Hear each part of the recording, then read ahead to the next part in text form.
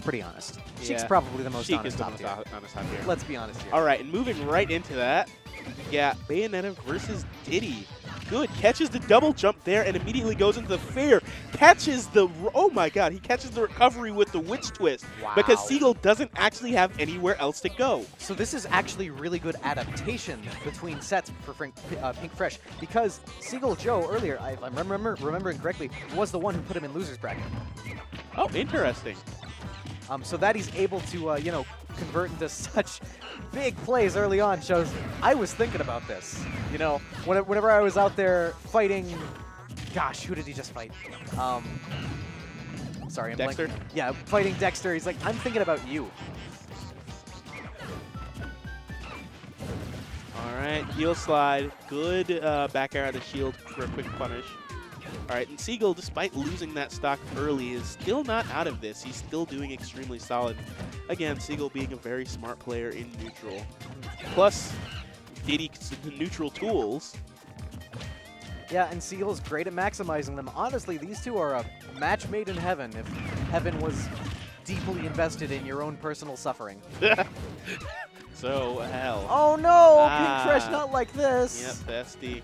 That's, Well, it happens. It does happen. It happens to literally every Bayonetta. Yep. That's life sometimes. Well, that's how they balance the character. They assume, you know, what's Balance the it average themselves. SD rate? Whoa! I start speaking about down air killing. That was 40. That was 40. That was earlier than 44%. Rage Diddy Kong. That down air. Honest. The most honest top tier.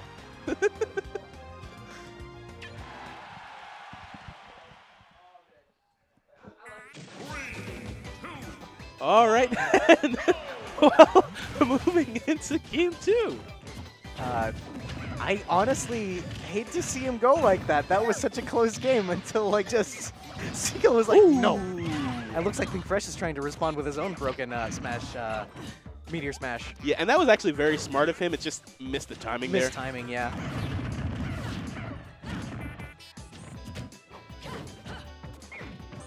All right. Just going to dance around a bit. Trips on the banana. Good down air conversion into the back air. For sure. Seagull Joe has been doing that a lot. He's been popping out of Bayonetta's combos in like really awkward positionings, and like sometimes he's able to punish Bayonetta for overextending on a combo as a result of that. I'm not sure if that's like Seagull labbing SDI a lot or what, but it's working for him. Certainly is. Ooh. Wow. Dangerous position, though. Actually, I have no idea if Diddy can just stand under Bayo's forward smash. I know that a good number of small characters can, but I'm not sure if Diddy is small enough. He might be. Could be. In either case, good banana conversion into the up smash. Absolutely. Like that was just a straight. I mean, that was a pretty nice aerial conversion there. But I want to go back to banana conversion. That was so against Dexter. We saw Pink Fresh committing to what I would call, you know, pretty hard reads. They covered a lot of options, but they're still hard reads because they're smash attacks, and those are commitments. No matter which way you slice it. On Bayonetta, a smash attack is a commitment. Right. Seagull Joe plays so elusively. He plays so non-committally that Pink Fresh can't really get away with doing those kinds of things because, you know, Seagull Joe, I haven't committed to anything yet. I'm not going to walk headfirst into this one. Good charge on it, too. I can just wait it out and then hit you for it. And that takes off one of, like, something that Pink Fresh loves to do, he can't do anymore. And that makes Pink Fresh very sad. You can't play well when you're sad. What? Okay, Pink Fresh loves covering options with smash attacks. He loves committing to smash attacks to cover a lot of options. Seagull Joe is like, I hate that. I think that's stupid. And so he doesn't let him do it. And now, like, Pink Fresh isn't able to do it. And that makes him sad. And so as a result... So I heard what you said the first time, but what? Well, like, it's player psychology, right? Like, we talk about this game in terms of frame data and statistics and matchups and tiers, but really it comes down to player versus player. And so what we're seeing here between these two right now is it's really Seagull Joe telling Pink Fresh to stop being happy. Enough of your joy. I can't. All right, well, moving right back into this, we have a pretty even game right now. Good quick conversion coming out from Pink. Pushing him just a little bit further ahead. Very smart here, sort of playing around the distance of the banana, which is how you play the Diddy matchup. That's absolutely true. You'll notice that Pink Fresh is sort of keying in on the way that Seagull Joe likes to DI his combos. And so like he goes for more horizontal conversions. Like we saw out of an afterburner kick, he went for a nair instead of like another ABK because that's more horizontal. And he's able to guarantee more damage that way. That's something that Pink Fresh really needs to focus on here because Diddy Kong is not going to let you get that damage for free. So if you find an opening, you've got to maximize it. Seagull Joe up 2 games here, but Pink Fresh finally finding a lead, 69%, 79%. Only 8% on Diddy Kong. Let's see how much extra credit Pink Fresh is able to squeeze out. It's vital that he's, you know, able to keep himself alive in this, because if he drops this game, that's it. He's lost the tournament. He's so, you know, like you're so close at this point. Like it'd be a shame to lose to just some monkey goober throws bananas at you all day and doesn't care.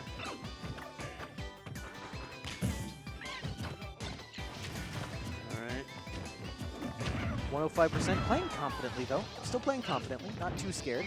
That witch time is going to be hard punished. Wow. Yeah. I mean, people complain about witch time, and they have every right to, but it is still just a counter at the end of the day. So you deal with it like you deal with a counter. Right. Okay.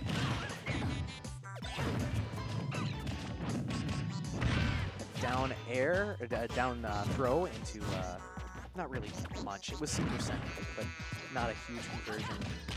I think he probably, like, at this percent, it's like, it wouldn't really convert to a kill anyway, so just go for the guaranteed thing. Yep. Smart from Seagull, delaying his recovery. That grab is going to disadvantage Diddy. He's going to air dodge past. Oh, that was actually kind of, if Seagull didn't have the presence of mind to air dodge that, that would have been a really nice play from Fresh, because he canceled the bullet climax into the drop zone nair.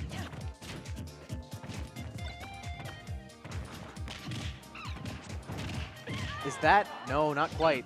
That may have been it, though, if he pulled the trigger on the up smash. It's Town, and look at the rage. Actually, I think in the player cam, you see Seagull sort of reel back just a bit, because after he did that forward tilt, I'm pretty sure that was not... I think that was supposed to be a forward smash there. Well, just a miss input. Seagull dropping the first game of the set. Pink Fresh, you know, snatching victory from the monkey hands of defeat. The monkey's paw.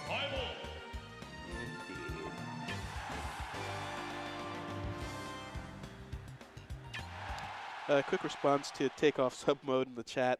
ZD was not sandbagging, and he is also not washed. Yeah, absolutely not. ZD's still a super remarkable player. But anyhow. Double witch time on the way down. I mean, sometimes you have to. We talk about conditioning, right? You know, Pink Fresh conditioning. Maybe don't mess with me when I'm coming down next time. Seagull does like to trap landings, after all. Right. And I guess at low percents like that, where you're not going to die for it, it can be smart to say, all right, well, let me do this early on so I can get that into their heads. Yeah, but the thing is, it's like, okay, so you're coming down, right? Diddy Kong's got a banana in hand. You're coming down, and you're like, don't trap my landing, please. So Diddy just stands there, and he holds his banana. And you're coming down, and you're like, please don't trap my landing. And he's just holding his banana. And then you land, and he's still holding his banana. And you're like, well, what the? And then you get hit by the banana. That is indeed true. It's not necessarily like sword characters, I guess. So it's like, I don't know how much mileage Pink Fresh is actually getting out of those landing witch times, just because Seagull's going to do the same thing either way. He's just going to wait. Yep, that is true. Is this it? Okay, so it was smart to not pull the trigger on the up air immediately, but Seagull did air dodge. And it looked like Pink Fresh did not cover the air dodge. Right. So, you know. Right now, in either case, Seagull is making a run here. Yeah, I mean, Pink is not out of it by any stretch, but it's going to be tough, especially because Bayonetta does die pretty early to Diddy Kong's confirms. Yep. And right now, it's just like Seagull is taking it and running with it, already lapped in percent. Ooh, that was kind of neat. That was, he just bopped his shield and was like, you're going to jump out of this. And so he hit him with the big fist. Yeah. And that would have been really good if it actually had killed. If it killed, but, does that have a sour spot on it? I don't think so. Yeah. Well, it looks like it's, you know, it's sending it like not quite, I don't know, it looks a little weaker than I remember. So it feels like maybe he's just not quite hitting a, but yeah, I don't recall it having a sour spot either. One way or another, Pinkfresh is able to take the first stock of the game, 116%. Diddy Kong sitting at 32, and in disadvantage, so pretty scary stuff. Oh, why would you go into the air? Oh, it's so scary, because now he's got to get back to the stage, and Diddy Kong's got a banana. He's going to get hit by the banana. But Seagull throws the banana a little bit early, and so now... Actually, Pink's controlling it now. That's Oh, that's hugely advantageous for Pink, because if you're able to control banana, what can Diddy Kong do? He can't trap your landings anymore. He can do a heck of a lot of other stuff, but at least that option is taken off the board. That is going to be a conversion. Back air, 85% on Diddy Kong. An edge guard situation. Good The witch twist is going to set up for an edge guard, but he's going to make it back. Maybe a misspacing on the neutral air, and punishing that ABK on shield with an up air. That should be it. Forward throw is gonna... Oh, but it's not. Not quite. I mean, that with combination of really good DI and maybe the blast zone's on. Oh, this is not great. He tries to go for the down air, and it all... Good down air! Stuff! Wow, very solid from Pink, making that comeback from the depths of hell. And Bayonetta's down air being an extremely strong move, plus with Raid. Just, I mean, I don't know, like... Just the amount of times he escaped death there. Like, okay, I'm going to fall onto the stage, and nope, I'm going to do the witch twist upwards. It's like, okay, you're going to fall into the platform, and nope, I'm going to come down to the down air. I'm going to end this stock. That's, I mean, like, that was the perfect moment to pull the trigger on that. And it wasn't, like, it wasn't guaranteed either, because if let's say, Seagull Joe teched in, that's an up smash. That's a dead Bayo. I mean, it might not be. The hitbox might actually cover behind her. I'm not sure. But either way, it's still a commitment, right? Yep. So we've got a Game 5 situation here in this first set of Grand Finals. Pinkfresh gunning to make this you know, a bracket reset. We'll see if he can do just that. So the funny thing I want to mention is actually that Pink has not taken, I guess, has not taken Seagull off the top at unfair percents. Yeah, he has not killed him with Witch Time. He has been making these comebacks. Honestly. It's well, like, relatively honestly, if you consider the strength of Bayonetta's dare. Well, however, pretty honestly all the same. Relatively honestly for how this character usually operates, right? But, yeah, and now suddenly Pinkfresh, an enormous lead. 109%. The fair, first to the fair confirm, and the forward smash is going to take the first stock, only 26% on Pinkfresh. Yep, and Seagull controlling back. banana too. That's really important because now that he has banana, Seagull can't control his banana, can't trap his landings as easily. This is going to be huge. Waits out the air dodge, but not able to scoop him up with the witch twist. Back to neutral. But again, like we see Pinkfresh going for more banana control, trying to make sure that Diddy Kong can't use it against him. Wow, just all of the option coverage there. That was Nair into an ABK, catches the air dodge. There was nothing he could do. That was a frame trap. Oh my! And the get-up attack. God. That entire game was momentum. That entire game was Pinkfresh just being like, I am in your head. I know exactly what you're going to do. Oh my God. And I mean, just like that, he resets the bracket on him. This is an entirely new best of 5. And playing like that, Pinkfresh can absolutely take this tournament. Man, that was rough, and definitely Seagull's going to take a moment to think about this because it's like he was controlling the pace so much in those first couple of games. That was a reverse 3-0 there. Yep.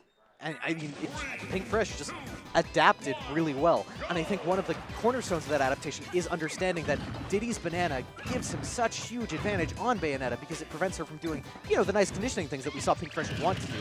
If Diddy controls banana, then Bayonetta isn't really as at liberty to do them. So if he's able to take that ability away from Diddy, well, now suddenly you've got all of these options that you didn't previously have that you can now exploit.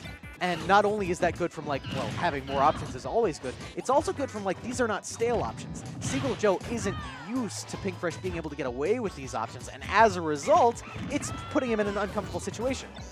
I say all of this, Seagull Joe seems to be, you know, making adaptations of his own.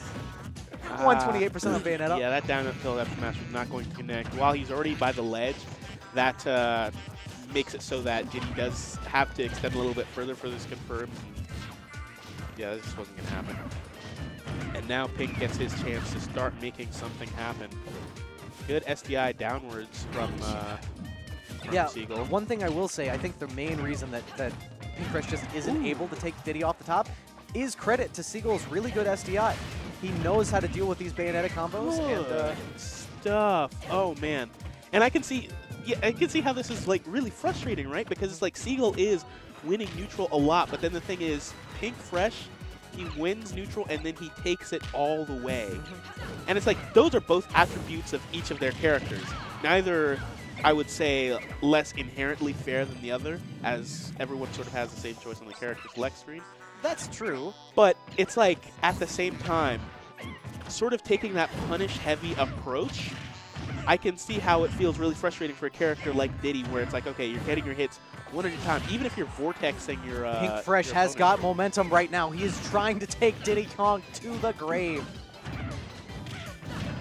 99%, 105, double MBK, another down air! Oh my gosh! No! That second stock obliterated. Just annihilated. It doesn't exist anymore. What second stock? That was so good. Oh man, Pink is trying to make like, he's sort of literally trying to make clips out of how he takes these stocks. That was a Giphy Cat. Oh my god. Yeah, if anything, I really do feel like Seagull needs to take maybe just a little bit of more of a moment, because it's like, it's not that he can't do this. Absolutely not. I mean, we saw him do this. The first two games were incredibly heavily in his favor. The first set he played against Pink Fresh at this tournament, incredibly in his favor. So it's well within his ability. He just needs to like find a way to avoid being put in those really snowball-heavy situations that Pink Fresh loves putting him in. 100% on the board right now. Banana confirmed a forward smash. Gonna take that from stock. And maybe this was just what the doctor ordered, because Seagull's sitting pretty. All right. Monkey flipping to get back on stage. I really like that. He didn't pick anything too aggressive. He just, I need to get my jumps back. So, you know, smart decision making there. Good stuff, catching that landing. That bats within, like, the first bear, sure, he lets it hit him. The second bear, never. It's always bats within. Okay, that hard read is going to be hard punished. He did get like 1% off of the bullets, though. Yeah. So The thing about Bayonetta, it's like sometimes it's like, all right, you whip your smash stack. Sometimes you can still get a bit of damage. fair. No nair. And speaking of fair, That was a nair. yeah, that was in fact an air. Oh. That would have been cool. I'm not sure if it would have killed though. Who knows? Probably not. But it could have set up an It could have edge set up, guard yeah, because situation. if he had expended a second jump, for instance, now he had no choice but to barrels back. Right. And Bayonetta's got some big hitboxes. I don't know if you've heard the news about those, but they're pretty big. All right, good SDI downwards from Seagull. And actually, that's sort of the thing here. It doesn't seem like Pink is covering that SDI down. Yeah, it's I mean, it's probably tricky. Oh, for sure. Just because it's awkward. It pops him out beneath you, and it's like you don't. Oh, Well, well, well. What did we like? What were we talking about whenever this set began? Pink Fresh loves covering lots of options with smash attacks. Right. Seagull initially was not letting him do that, and that was making Pink Fresh very unhappy. But then Pink Fresh found a way to make himself happy. And so now he's happy again. But oh no, now the Sonic kick comes out. That's one of the most brutal things, because it's like, if you can, yep, if you can just remove your opponent's faith in their character does best. That's a rough sign, you know? I mean, admittedly, there is something to be said for, like, I play this character. I have the utmost faith in this character. Maybe, like, what I think is happening here is that Seagull Joe is making a concession that Diddy Kong is just his secondary. Sonic is his real main, it's who he feels most comfortable with. If I can do this at all, it'll have to be with Sonic. I think that's what he's saying right now. Sonic's counterplay, I think, is a little less obvious than Diddy Kong. Like, something we saw really good from Pink Fresh was that he started to control Banana more, which is the obvious Diddy counterplay. Sonic's is a little less obvious because, you know, he has a lot of options even out of Spin Dash. Well, to be fair, the thing about Sonic counterplay is being Bayonetta is a pretty good start. Because the thing is, here's the thing, Sonic is most vulnerable in the air, trying to land, and Bayonetta has some of her best moves in the air. She can cover a lot of space, and huge hitboxes are something that Sonic doesn't particularly like. It doesn't allow him to land as easily, and it doesn't allow him to sort of control the ground as easily with Spin Dash. Then, on top of that, you have Witch Time, which basically says, okay, you see that move that you use to spin into everyone else? If you spin into me at the wrong time, I'm going to kill you for it. It's not like a mark counter or anything like that. You're going to die here and now. It takes an option, a really powerful option that Sonic has completely off the table. And let me tell you, you know, if Pink Fresh was unhappy because he couldn't forward smash, Seagull's unhappy because he can't Spin Dash. Good backer, going to take the first stock. 79% is pretty reasonable lead, I'd say. But sometimes, and this is going to get a little anime for a second, sometimes the most important thing is belief. Belief in your character. And I think that's what we see coming through here. Seagull believes in Sonic. Sonic is dead.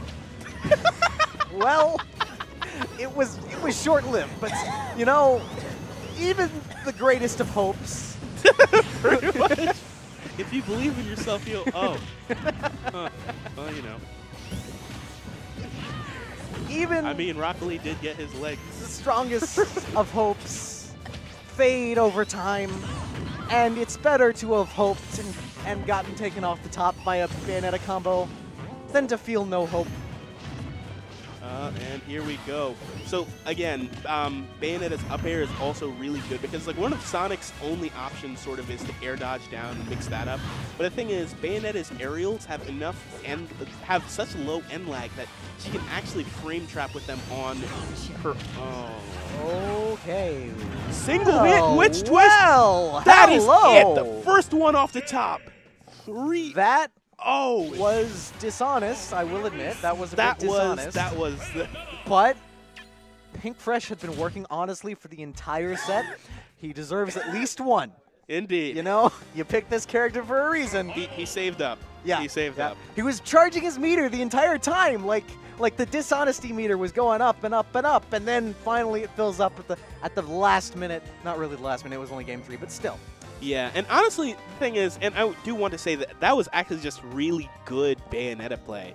Like, lots of people like to say, all right, Bayonetta, this, that, the other thing, boring, etc. You know, that was some of the most interesting, most flashy Bayonetta play I've seen. I appreciated that a lot. Absolutely. Like, even the finishing combo I'm not too mad about, even though it was some dishonesty.